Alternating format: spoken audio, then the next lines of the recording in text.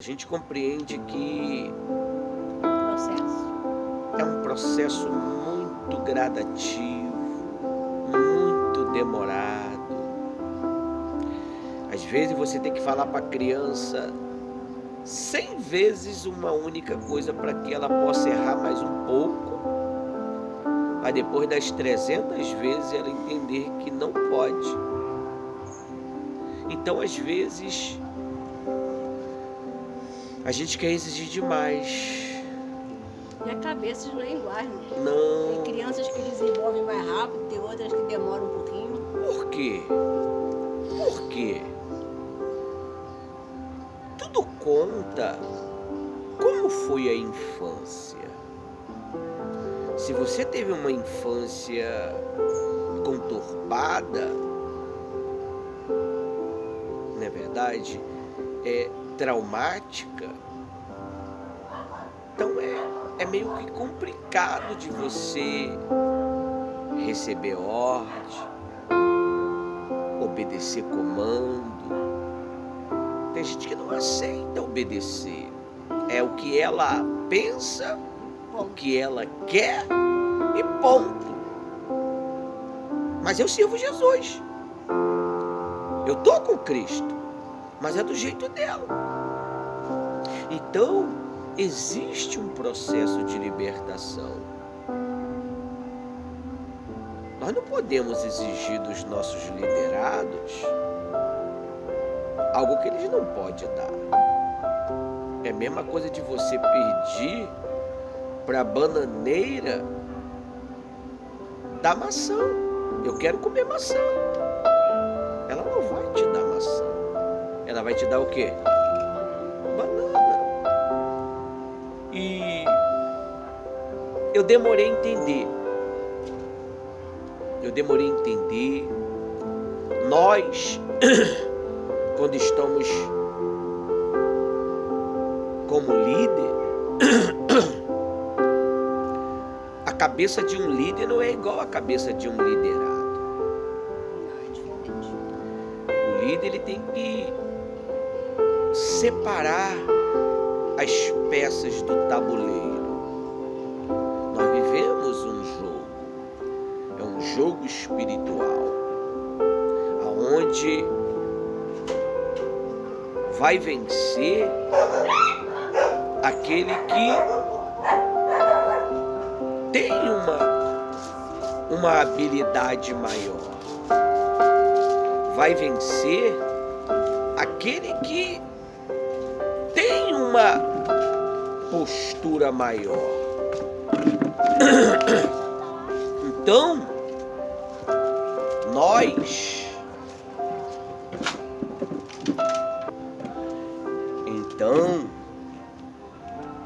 é assim que funciona. O tabuleiro, ele tem as suas peças que foram graduladas, né? Tem como é que se fala o nome das peças do tabuleiro? A dama, o cavalo, a torre, a rainha, o peão, o rei. E é assim que funciona. O que é essas peças? São as patentes. Acabou de chegar agora a colaboradora Jennifer. E é verdade, meu amor. A Thaís, ela tem 1 ano e alguns meses. Quem era a Thaís? Mudou. Mas ela tem 1 ano. Eu não posso exigir dela 3 anos. Eu não posso exigir dela como eu exijo da pastora. A Jennifer não tem nem 3 meses. Mas talvez eu possa exigir mais da Jennifer do que dela. Porque É a infância que vai dar o veredito de como que você é na vida. Tem gente que é que nem aquele... Vou dar um exemplo do animal para ficar mais claro. O cachorro, quando ele é muito violentado, batido, você vai tentar botar a mão nele, ele faz o quê? Ele não deixa ninguém botar a mão. Mas aí com muito custo você vai fazendo o quê? Aí vai passando a confiança para ele. É assim que funciona, meu amigo. Não é no chicote. Aqui não existe faraó. E a Thaís, ela pode falar um pouquinho mais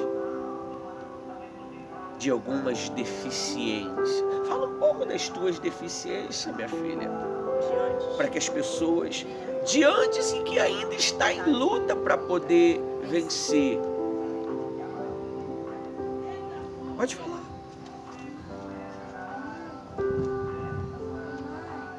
Timidez, ainda tem um pouco, mas tá melhorando. Do que era antes, bem melhor. Um pouco ainda de dificuldade para entender algumas coisas. Tem coisas que eu estudo, mas só vou entender depois. Mas estou aprendendo. E tinha dificuldade para ouvir dentro de casa, tanto os meus filhos, tanto como o meu esposo. Falava para mim, entrava aqui, saía aqui, não dava confiança. A única coisa que eu pegava muito no pé dele, que eu ainda pego, é sobre amizades erradas, sobre ouvir as coisas na rua e ficar falando para todo mundo, não é assim. Isso eu ainda não mudei, eu ainda sou bem chatativa nisso. E eu prendia muito eles. Preferia eles mais dentro de casa do que no meio da rua. Hoje em dia não.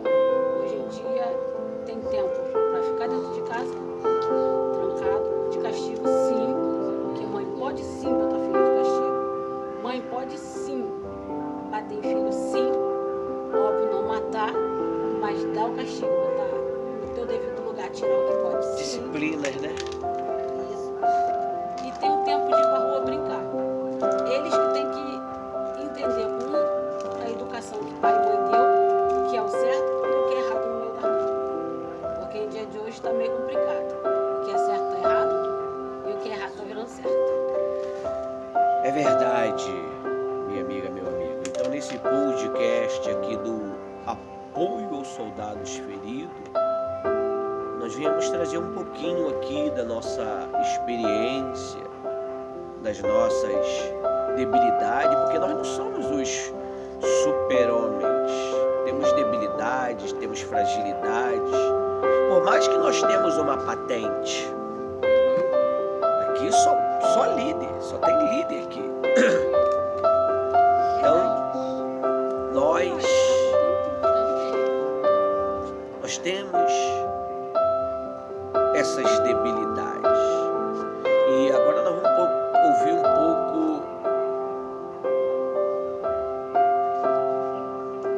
o colaborador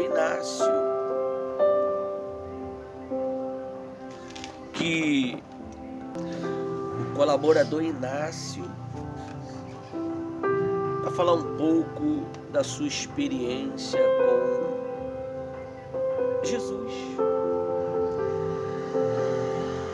Primeiramente, boa noite para todo mundo que está assistindo aqui. Então, vou falar um pouquinho de mim com a experiência que eu tive com Deus. A pastora Rose, ela falou que o dela era o sextou, né? O meu era sábado. Presta aí, celular, Porque eu trabalhava de segunda a sábado. Então o sábado era o dia que eu não trabalhava domingo, então virava a noite. Virava a noite. Quase todo sábado e domingo. Já era certo. Sábado para domingo, virava a noite. Aí nisso eu comecei a me policiar um pouco mais e comecei a pensar que eu estava investindo meu dinheiro errado e que eu deveria investir meu dinheiro em algo benéfico para mim. Foi quando que eu comecei a fazer cursos. Depois do curso fui fazer a faculdade, sou formado, e depois de um tempo eu saí do trabalho. Eu não frequentava nenhuma igreja, mas só que eu sabia um pouquinho quem era Jesus. Foi num dia do Gideão Resgate que eu conheci a pastora Rose, que antigamente era missionária Rose. Foi começar a fazer as orações e nisso eu comecei a entender o propósito da minha vida. Passou uma mini história na minha mente, como se tudo tivesse sido em vão. Aí quando que eu conheci Jesus, ele apagou tudo e limpou a minha vida e agora está escrevendo de novo uma página em branco todo santo dia. Todo santo dia, para mim, é uma nova oportunidade. Eu tenho novas experiências de conhecer mais quem é Jesus. Eu sou falho, eu tenho minhas debilidades, eu tenho qualquer defeito, tenho qualidades, mas só que entre esses defeitos e qualidades, uma coisa que eu aprendi muito, que a gente não deve desistir de caminhar com Deus. Se você errou, não se sinta culpado, apenas erga a cabeça, levanta e segue o caminho, que é Cristo. Se você errou, você se arrepende do seu erro e segue o caminho que é Cristo. Ele tem um aninho de experiência, pessoal, relaxa. Chega aí. Então, como que o pastor falou, eu tenho um ano e alguns meses aqui e tenho muito que aprender ainda. Eu me sinto uma criança redescobrindo e recomeçando minha vida de novo.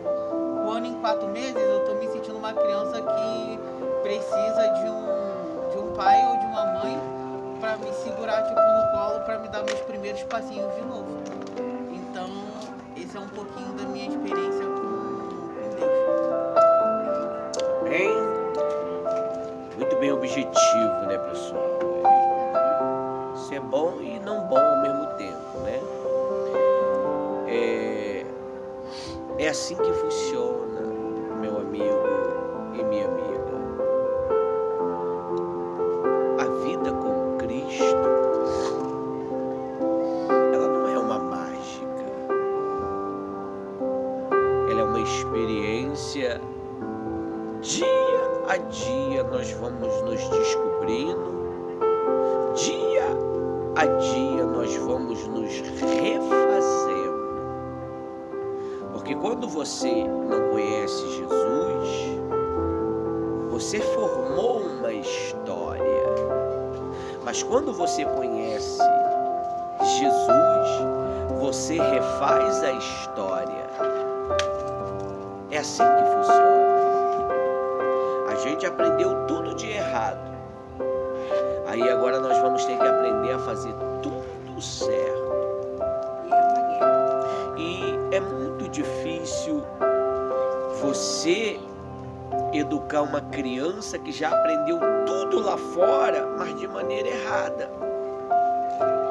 Quando você traz essa criança para perto, o que acontece? Essa criança ela está cheia de defesas, cheio de traumas, cheio de deficiências, porque foi traído caído, foi machucado, foi ferido. Então, é um pouquinho complicado de essa pessoa aprender a confiar novamente. E principalmente quem teve depressão. Você pode falar um pouco disso? Ou eu creio que o Inácio, ele pode falar um pouquinho de depressão. Você já presenciou esse sentimento? Eu convivi com uma colega minha que ela tinha depressão. E você teve depressão? Não, eu tive crise de ansiedade. Eu era muito ansioso. Fale um pouquinho como é que funciona isso aí. Então, pessoal, a ansiedade,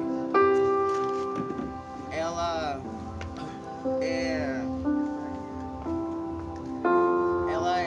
algo que atrapalha muito a nossa vida. A ansiedade deixa a gente ansioso, deixa a gente com a mão suando. Você sente calafrio, você sente que parece que está sendo sufocado por dentro. É isso que é ansiedade. Por que uma pessoa sente ansiedade? Às vezes uma pessoa sente ansiedade por não conseguir resolver uma situação. Forte isso.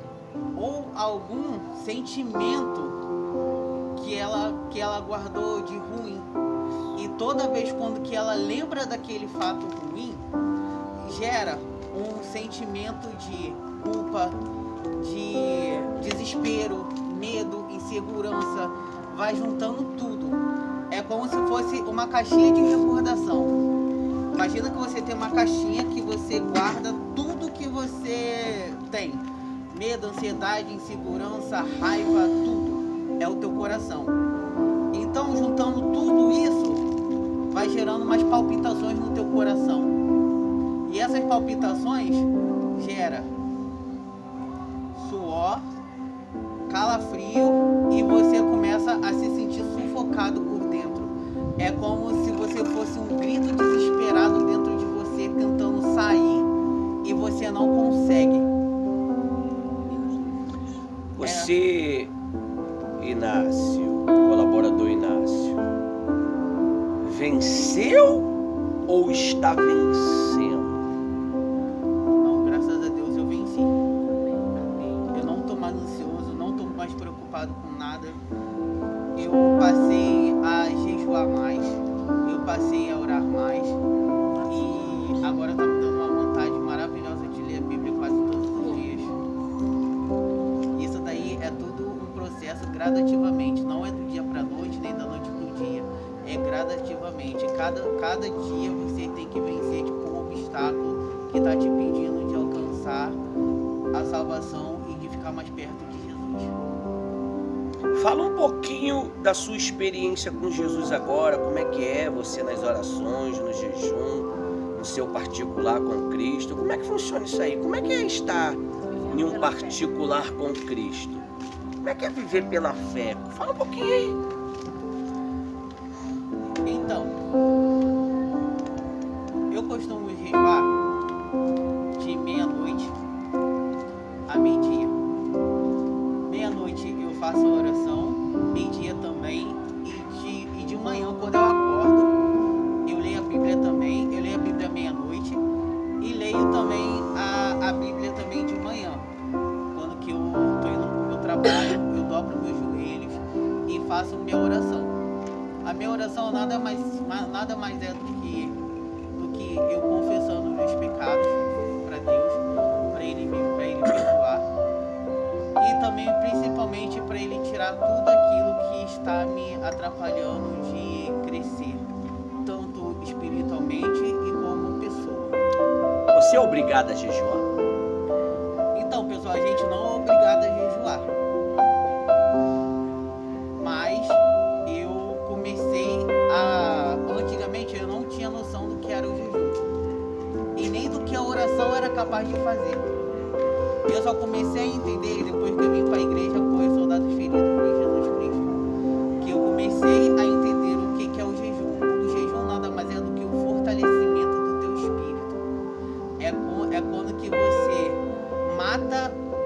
da tua carne, tentações, desejos, tudo da tua carne, para você se limpar daquilo e ter um encontro com Jesus Cristo.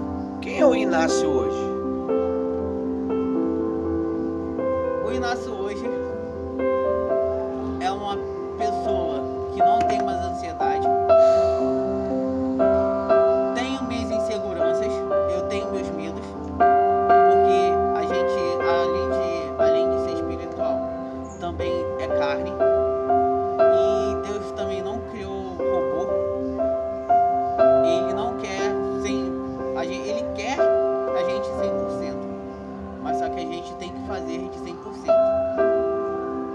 Então o Inácio de hoje, ele tá mais confiante em relação a tudo. Ele não tá mais preocupado com dívida, com conta, com nada.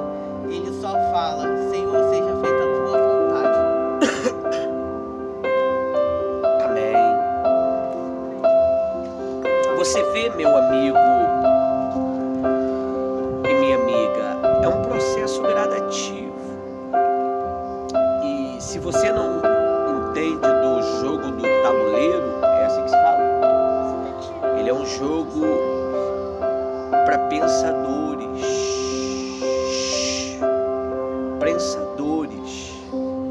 Para pessoas que pensam. O Senhor Jesus não quer robô.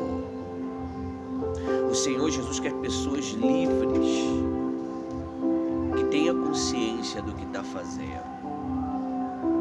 Ela não pode ser uma fanática. Ela tem que ter consciência do que faz e fazer por amor. Nós servimos a Cristo por amor, não por imposição. Jesus não botou uma arma na nossa cabeça e dizia: você vai me servir a partir de hoje. Não. No final do podcast nós vamos ler uma palavra que você vai entender. Então, eu acredito que o trabalho tem sido contínuo, tem sido insistente, e Deus está agindo na vida dos mesmos. E agora nós vamos falar um pouquinho com a colaboradora Jennifer, a ganhadora da gincana, com um mês de existência. Já é uma colaboradora da igreja, apoia os soldados feridos. Mas como é que é isso, pastor? É decisão. Quando a pessoa ela é decidida, é assim que funciona. Eu, propriamente, para poder se levantar, dar um obreiro, foram 12 anos. Tem gente que com um mês de igreja, o espírito dela leva ela à elevação das posições eclesiásticas das instituições. E a Jennifer vai falar um pouquinho dela, como é que foi tudo. Como ela veio, como ela chegou, como que ela começou a desenvolver na igreja e como ela está agora. Primeiramente, boa noite a todos. Eu cheguei aqui, foi um ano de luta, né? Um ano de luta. Primeiramente a Deus e depois graças a ela. Eu tive uma experiência de morte, vamos se dizer, uma experiência, né? Eu quase morri. Quase ninguém sabe disso, nem o meu marido sabe disso. Se ele saber, ele vai saber vendo esse vídeo. Hein, Jennifer, dando um cortezinho, antes disso o Gideão foi lá e fez 3 orações. também, né? Foi. Que nem nos dois, né? Foi, 3. Pai, Filho e 3 Espírito orações. Santo. Foi isso mesmo. Aí eu quase morri. Teve uma festa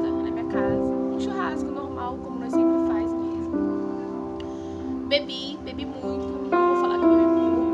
Bebi muito, bebi muito, muito, muito, muito. Aí na segunda-feira, passando mal. Não, é ressaca. Não era ressaca. Era o demônio querendo me levar.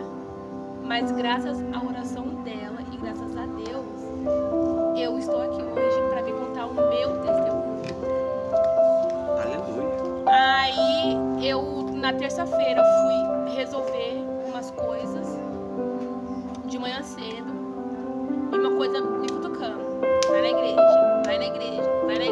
Eu passei do ladinho da casa dela, vai na igreja. E que na igreja o quê?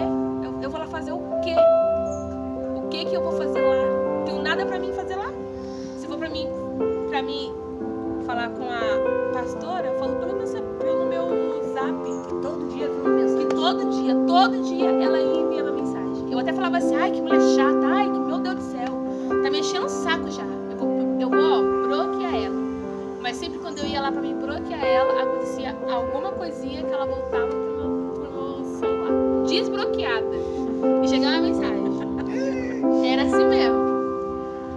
Aí, vai na casa dela. Na casa não, desculpa. Na igreja, vai na igreja.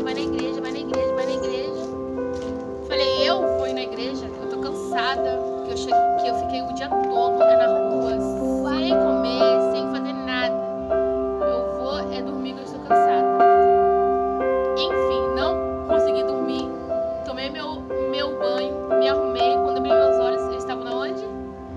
Na igreja. E depois desse dia que eu vim, nunca mais larguei. Nada. E uma semana que eu tava aqui, eu já virei tia presencial. E depois de uma semana que eu tinha entrado como online, eu era online. Uma tia online, né? Uma tia online. Só pra compartilhar o trabalho. Só pra compartilhar. Eu compartilhava de vez em nunca, mas eu compartilhava. De vez em nunca, né? Era de vez em nunca. Era assim, de vez em nunca, mas eu compartilhava. Só tia de boca. Era só tia por falar mesmo, porque era só compartilhava mesmo. Aí, depois de uma semana, como eu falei, virei tia presencial. Depois de mais uma semana, nem uma semana, né? Alguns dias eu virei colaboradora. E eu quero falar que foi a melhor coisa que eu fiz na minha vida. Foi vir aqui nesse dia.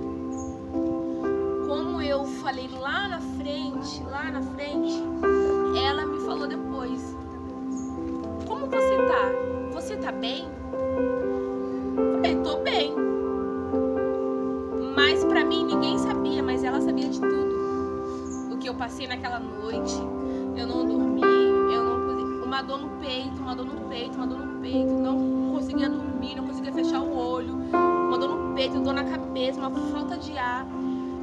Eu tenho asma, então pra mim era normal aquela falta de ar. Mas a dor de cabeça, a dor no peito não era normal. Aí ela me falou.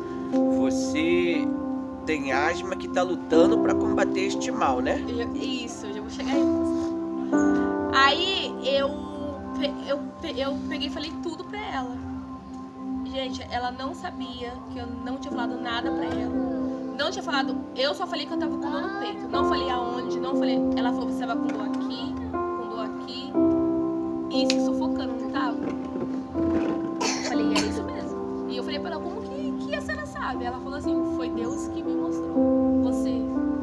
Assim, e foi de tal dia. Tudo direitinho.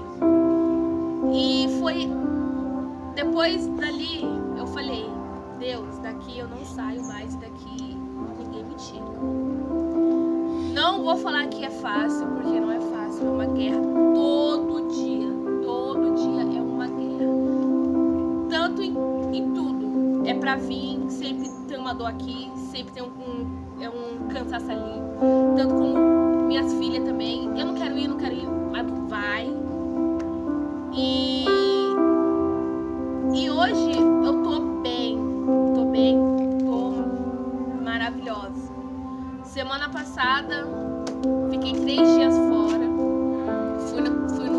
Fui no casamento do meu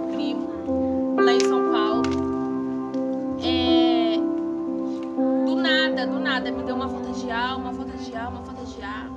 Eu me ungi, orei e eu falei pra Deus, eu não aceito essa asma na minha vida mais, nunca mais. E eu tinha isso direto. Era como eu andando, era eu deitada, dormindo. Hoje, gente, eu não tenho mais nada. Graças a Deus eu fui curada, é da minha asma. Da minha não, né? Agora que não é mais minha. Se livrou disso. Se livrei, graças a Deus. Eu tô curada e hoje eu sou feliz. Sou feliz porque o Espírito Santo me deu a minha mãe. Conta essa história aí. Que eu pedia muito. Não que eu não tenho. Eu tenho a minha madrinha, que sempre vai ser minha mãe, sempre. Ela é minha rainha. Ela que ajudou a minha avó, a me criar, minha avó e o meu pai. Então ela sempre vai ser minha mãe. Mas ela mora em São Paulo. Mas aqui, no Rio, eu me sentia muito sozinha. Mesmo eu tendo a família do meu marido, né, que a gente também, eu gosto muito deles, a minha sogra, a minha cunhada, não tenho nada o que falar delas, são maravilhosas, não tenho nada o que falar delas, mas eu sempre queria, tipo, um carinho, uma atenção, tipo assim, de mãe e filha, e eu sempre pedia, nas minhas orações, sempre pedia, até que quando eu cheguei aqui, Deus me deu essa mulher maravilhosa na minha vida. Eu agradeço a Deus todo dia pela vida dela. E é isso, gente. Hoje eu sou uma mulher feliz, uma mulher maravilhosa. Tenho o meu marido também, que nós estamos firme e forte, graças a Deus. A gente tem luta, mas nós vai vencer essa luta. Vai vencer ou não, nós já vencemos, em nome de Jesus. E é isso. Você vê, né, família, a mudança, as peças dentro do jogo espiritual, ela não pode se mover com velocidade da luz. Ela tem que se mover de maneira inteligente. Você vê, aqui está a história, aqui está